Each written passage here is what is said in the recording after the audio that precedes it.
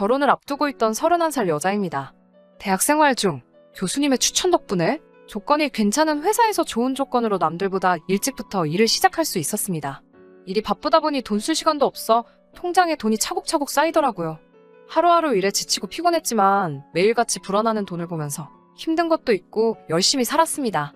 그렇게 모으던 돈이 어느 정도 시간이 지나니 상당한 목돈이 되더라고요. 약간 모자라던 돈은 어머니가 도와주시게 되면서 제 명의로 아파트를 하나 구입하게 되었습니다. 살기 위해 마련한 집은 아니었습니다. 재개발 호재가 있다는 정보를 입수해서 어머니와 상의 끝에 투자식으로 사놓은 집이었어요.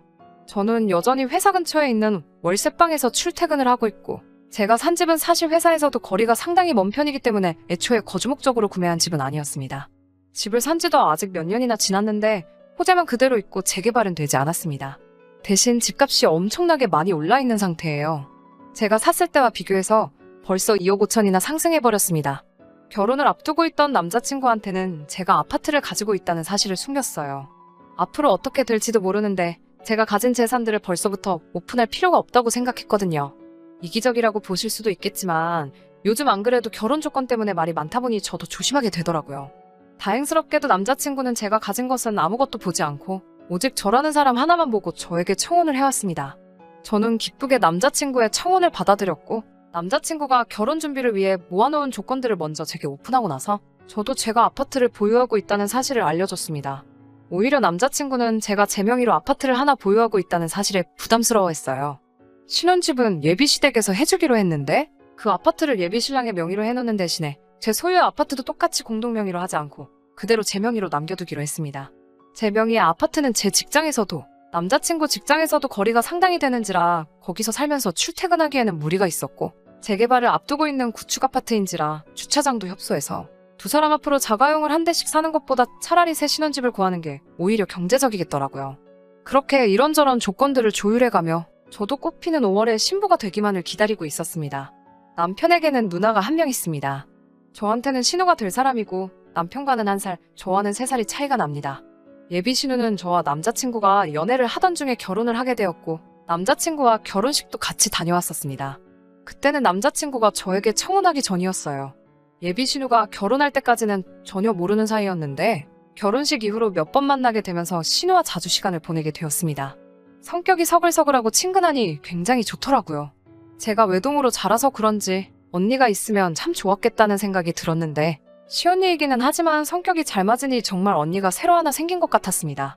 나름 죽도 잘 맞는 데다가 취향도 비슷해서 쇼핑도 자주 다니고 심지어 입맛까지 비슷해서 둘이서도 자주 놀러 다녔어요. 오죽하면 남자친구가 자기만 빼놓고 둘이서 놀러 다닌다고 질투를 할 정도였습니다. 예비 시부모님도 저랑 신우가 친하게 지내는 모습을 보면서 둘이 전생에 친자매였나 보다 하면서 흐뭇해하기도 했어요. 예비 신랑이 저를 서운하게 만드는 날이 있으면 신우가 그놈 자식 버릇을 고쳐주겠다며 파리 안으로 굽는다는 말이 무색하게 항상 제 편을 먼저 들어주고는 했어요. 그런데 저와 예비 신랑의 결혼 이야기가 본격적으로 오고 가기 시작하자 신우가 점점 저를 멀리하기 시작했습니다. 그렇게 친하게 지냈는데 이유도 모르고 멀어지니 신경을 쓰지 않을래도 그럴 수가 없더라고요. 그래서 예비 신랑과 데이트를 하고 있는 중에 혹시 신우가 나에게 서운한 게 있는 건지 알고 있는 것이 없냐고 물어봤어요. 예비 신랑은 무덤덤하게 누나가 우리 결혼식 비용 문제로 조금 불만이 있는 것 같다고 말을 하더라고요. 말인즉슨 시댁 측은 3억을 들여 신축 아파트를 해오는데 저는 혼수만 해온다는 게 마음에 들지 않는다는 것이었어요. 저는 어이가 없었죠. 비록 제 명의로 유지하기는 하지만 제가 가지고 있는 아파트만 해도 5억을 호가하고 있는 상황인데 제가 혼수만 가지고 맨몸으로 시집 오는 거라 생각하고 있다고 하니까요. 예비 신랑은 자기가 이미 알아서 다 설명했다고 하더라고요. 아파트 가져오는 걸로 우리 신혼집 2개는 살 수 있을 정도다. 오히려 우리가 너무 모자라게 가져가는 것이나 마찬가지다라고 설명을 했다고 합니다. 예비 신랑의 설명을 듣고 마음이 놓이긴 했는데 계속 의아했던 부분은 예비 신랑의 설명 정도면 충분히 오해가 풀린 상황인데도 예비 신우가 아직도 저를 의도적으로 피하고 있다는 느낌을 지울 수가 없었다는 부분이었어요. 이렇게 어색하게 있을 바에야 제가 직접 오해를 푸는 게 좋겠다는 생각이 들어서 예비 신우에게 연락을 했습니다. 뭐가 그렇게 꽁에 있는지 이전에 저에게 살갑게 굴던 모습은 온데간데 없이 시큰둥한 목소리로 전화를 받더라고요. 한 번 만나자고 말해도 요즘 바빠서 시간이 통 없다는 식으로 저를 만나기를 거절하는 예비 신우를 어르고 달래서 만나기로 했습니다. 저를 앞에다 두고서도 없는 사람인 마냥 시선도 한 번 안 주고 말도 한마디 걸지 않은 채 핸드폰만 보고 있더라고요. 답답한 마음에 제가 오해 풀고 싶어서 먼저 만나자고 했다는 사실을 밝히고 앞뒤 다 자르고 단도직입적으로 신혼집과 제 아파트와 관련된 이야기를 제대로 다시 한번 설명해줬어요. 신우는 그건 이미 들어서 다 알고 있다고 말하면서 아직도 모르겠냐고 아파트를 제 명의로 남겨두는 게 문제라고 하면서 그제서야 저와 대화를 시작했어요. 이미 양가 부모님을 대동한 자리에서 서로 합의하에 결정한 일인데 그게 어떻게 문제가 되느냐고 따져 물었지요. 이미 제 거인 아파트를 제가 그대로 가지고 있는 게 문제라고 하면서 그러면 우리 집은 3억을 들여서 결혼을 준비하고 있는데 저는 5천만 가지고 오는 거나 마찬가지 아니냐면서 너무 도둑놈 신보가 아니냐고 하더라고요. 제가 알기로는 예비신우 시집갔을 때도 남편 쪽에서 전셋집을 해오고 예비신우도 결혼식 비용이나 그런 걸 제외하고 혼수로 3천을 해간 걸로 알고 있었거든요. 그래서 언니와 제가 뭐가 달라서 그게 도둑놈 신보가 될 수 있냐고 말하니 예비신우가 잘 좀 생각해보라면서 말하는데 참 어이가 없었습니다. 자기가 집안의 첫째이고 똑같은 자식인데 자기는 3천밖에 지원받지 못했고 둘째인 예비신랑은 자기가 지원받은 금액의 10배를 지원받는 상황이지 않느냐고요. 똑같은 자식이니 결혼할 때 지원받는 것도 똑같아야 하지 않냐면서 제가 남편과 결혼해서 살게 될 신혼집을 공동명의로 만들고 제가 보유하고 있는 아파트는 1억 5천을 깎아서 자기한테 넘기라고 제안을 해왔습니다. 그러면 자기도 시세보다 1억 5천을 싸게 아파트를 구하게 되는 거니 예비신랑과 결혼자금을 똑같이 지원받은 거나 다름없어지는 거와 마찬가지라면서요. 제가 그렇게만 해주면 자기도 더 이상 이 결혼에 대해서 아무 말도 꺼내지 않겠다는 말을 해왔습니다. 자기한테 1억 5천을 싸게 팔아도 제가 아파트를 구매했을 때보다 비싼 값에 사가는 거나 마찬가지니 결과적으로는 저한테도 이득이지 않냐는 말도 안 되는 계산법을 쓰면서 저를 설득하려고 했어요. 저는 외동이니까 자기가 지금 느끼고 있는 불공평함을 저는 절대 이해하지 못할 거라는 말을 하면서요. 저도 같은 여자지만 예비신우의 말도 안 되는 억지를 계속 들어줄 수는 없었어요.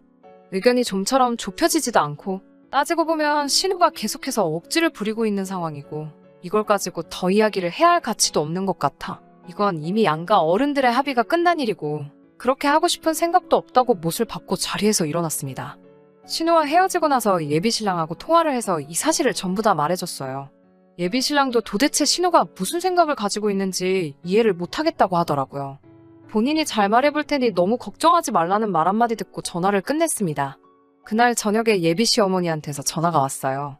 무슨 일로 전화를 하셨나 싶어 전화를 받았는데 대뜸 저한테 신혼집 공동명의로 하고 제 명의 아파트를 신우에게 넘기기로 했다면서? 하고 물어보시더라고요. 예비신랑이 말을 했는지 안 했는지는 모르지만 예비시어머니는 이미 예비신우가 저한테 꺼낸 말도 안 되는 조건에 제가 그렇게 하기로 했다는 식으로 말을 했는가 봐요. 뭔가 오해가 있으신 것 같다고. 저는 신우 제안에 그렇게 하겠다고 한 적도 없고 앞으로도 그렇게 할 생각도 없다고 말씀드렸어요.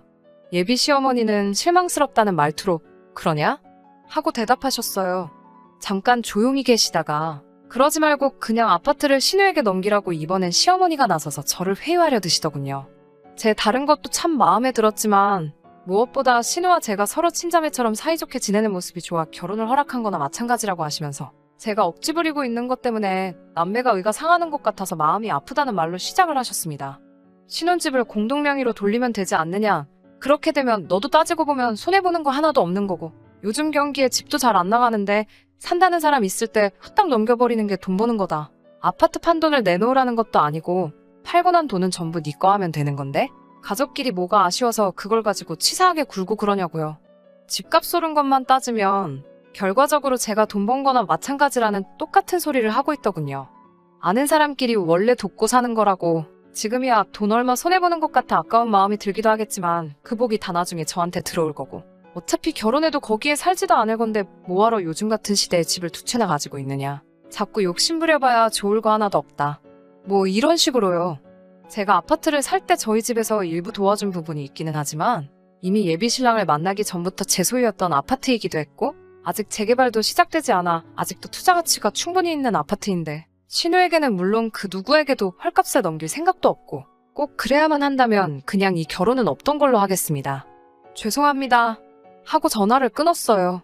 답답해서 창문에다 대고 소리라도 지르고 싶은 심정인데 한술 더 떠서 예비신랑에게 조금 섭섭하다는 문자를 받았습니다. 대체 뭐가 그렇게 섭섭하길래 나한테 그러는 거냐고 전화를 걸었어요. 예비신랑은 누나도 어머니도 저를 다 이미 한 가족이라고 생각해서 그러는 건데 어떻게 단호하게 그럴 수 있느냐. 자기와 좀 더 상의하고 정해도 늦은 게 아니지 않았느냐고요. 믿었던 예비신랑까지 저러고 있으니 정말 억장이 무너지더라고요.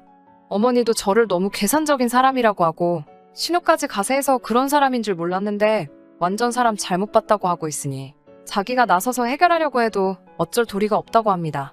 그래서 저도 열이 받아서 예비 신랑에게 그냥 결혼하지 말자고 했어요.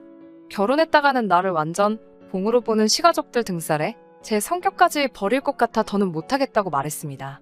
아직 저희 부모님께는 말씀드리지 않았는데 제 아파트를 예비시댁에서 포기한다고 하더라도 저는 더 이상 결혼하고 싶은 마음은 없습니다. 저는 이미 마음 굳혔거든요. 예비 시부모님부터 신우의 남자친구까지 며칠째 계속 저한테 전화를 하고 있는데 한 통도 받지 않았습니다. 그 아파트 제 명의로 평생 가지고 있을 생각도 없습니다. 남편 될 사람한테 저도 확신이 섰을 때 그때 가서 공동명의로 바꾸던지 처분해서 공동의 재산으로 만들던지 할 생각이었어요. 그 부분은 이미 예비신랑 쪽에서 신혼집을 해오고 각자의 명의로 하자고 할 때도 확실히 밝힌 부분이고요. 제가 예비신랑 가족들 말 맞다나 계산적이고 나쁜 사람인 건가요? 집 하나 가지고 있는 게 유세라고 의수됐던 걸까요? 아파트를 사지 않고 그걸 그냥 현금으로 가지고 있었다면 이런 일이 일어나지도 않았던 걸지 아파트를 가지고 있던 사실이 원망스럽기도 하고 한편으로는 그래도 짧은 기간 동안 저를 친자매처럼 대해줬던 신우가 이 결혼을 파토나게 해줬으니 신우에게 감사해야 할 일인 건지 도무지 갈피가 잡히지를 않네요. 제 사연은 여기서 그만 끝내도록 하겠습니다. 목에 칼이 들어와도 파혼할 생각이니 그 부분에서는 걱정해주지 않으셔도 될 것 같아요. 아직도 제가 욕심부려 잘못한 건지 잘한 건지 도무지 모르겠어서 답답한 마음에 사연 보내보았습니다.